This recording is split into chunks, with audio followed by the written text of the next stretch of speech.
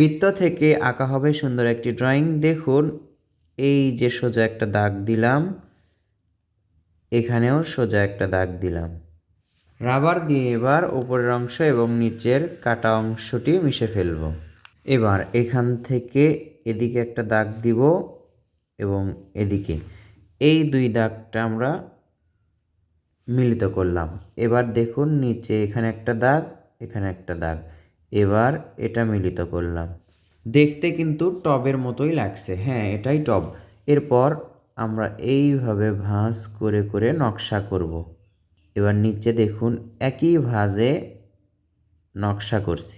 এবার টবের মুখে দেখুন এই যে একটি পাতা আঁকলাম। পাতাগুলো খুব সহজে আঁকবো। দুই পাশে দুইটা এইভাবে পাতা দেওয়ার পর এখান থেকে দেখুন এই যে এখানে একটি পাতা, ছোট পাতা, এই যে দেখুন পাতা আঁকা শেষ।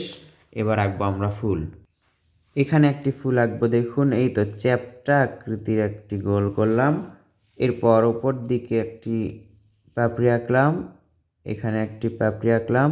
তিনটি পাপড়ি এঁকেই আমরা ফুলটি আঁকা সম্পূর্ণ করছি। দেখুন এই যে ডাবল করে নিচের দিকে দাগ নিয়ে আসতে হবে।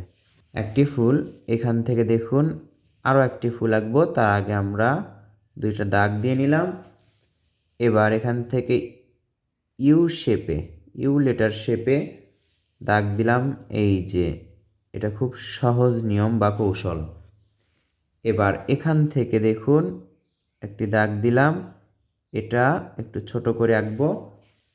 ফুলটি এই যে পাপড়িগুলো গোল গোল হবে, এটা সহজ একটি ফুল। এখানে আমরা আরও একটি ফুল আঁকবো। দেখুন রং করলাম, রং করার পর এখন কতটা দারুণ লাগছে এবং সুন্দর লাগছে।